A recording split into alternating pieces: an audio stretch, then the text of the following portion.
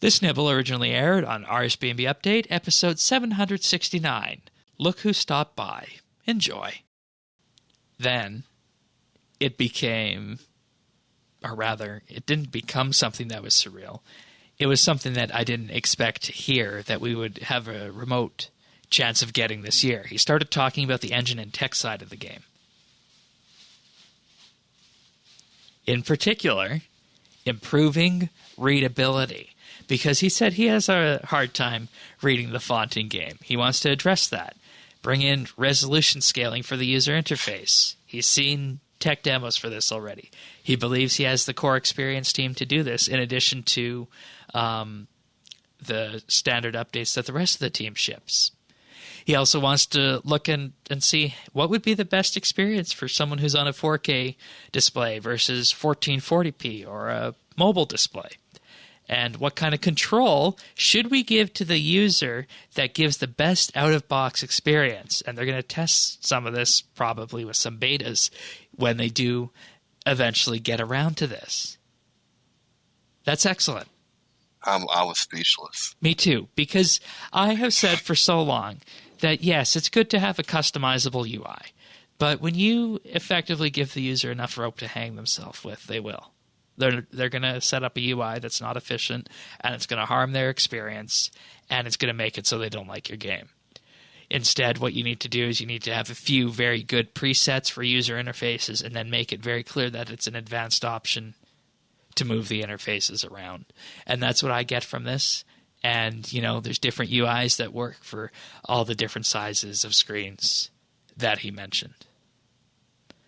And I took it as we would be able to make it bigger. Yeah, UI scaling, exactly. He also wants to get true type fonts into the game, and that would mean font scaling would be doable as well.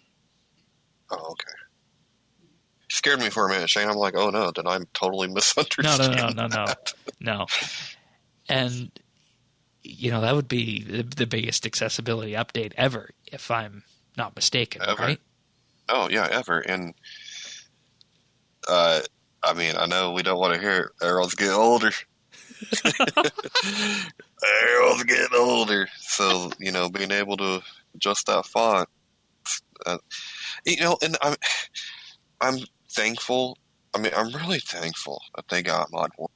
But at the same time, someone had to know this. Someone else had to have trouble seeing it too, right? Like, but for it to be this fast, holy cow! Like, I would have never saw that coming. Well, when you think about it, once mobile is out the door, you can start diverting team members to focus on issues like the user interface scaling and fonts. Yeah, but you know, it seems like archaeology, well, not archaeology, not knowing anyway, but at least when it comes to mobile, like those people have been gone or on that for so long, it's like, I don't even know what it would be like if they were working on something else. Like, they've just been gone, Shane. Just been in the ether.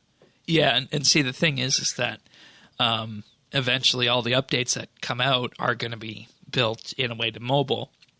So there will still need to be people who work for, on the mobile engine and whatnot and make it work on iOS and Android, but that need will decrease over time as they get closer to launch.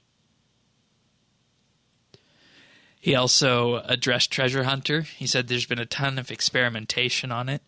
They got fantastic feedback, and they want to put more of these ideas in front of players. The Diamond Dozen had great sentiment behind it, and the results are good. And we can expect additional rounds of testing on some of the better ideas. Okay. I know you really didn't like Diamond Dozen that much, but I did. I mean, I don't know. When we went through the being able, I mean, you could gear it to experience, so I guess that was good. I just say bite the bullet. Do it with like what we're talking about through oddments and stuff. Yeah, and there was also another oddment sale this week. Medium stars were 75% off. Yeah, that was nice. I didn't have any oddments, but yeah.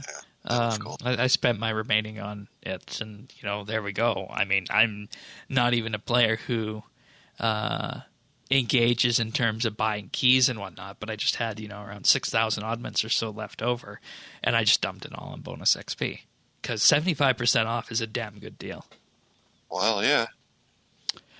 And the thing he came back and really hovered on and drilled down into before wrapping up is that he wanted to make it clear that in the future, whenever they announce something, that date will be firm, and they would like to be able to ship things with ship things like archaeology without having to shift dates, or, and here's a very key word, and we talked about this in 2017, without remanaging expectations.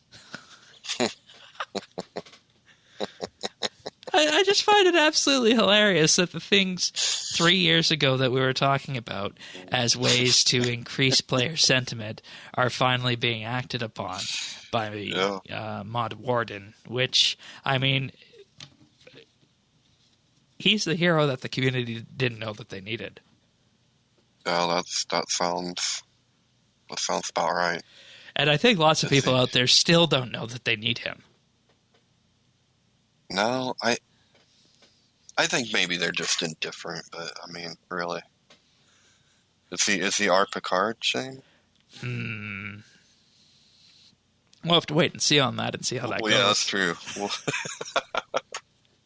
You can watch full episodes of RSBANDB Update right here on this YouTube channel. You can also listen to audio versions of RSBANDB Update at update.rsbnb.com, and feel free to subscribe to our show and any number of podcast listeners out there at update.rsbnb.com/subscribe.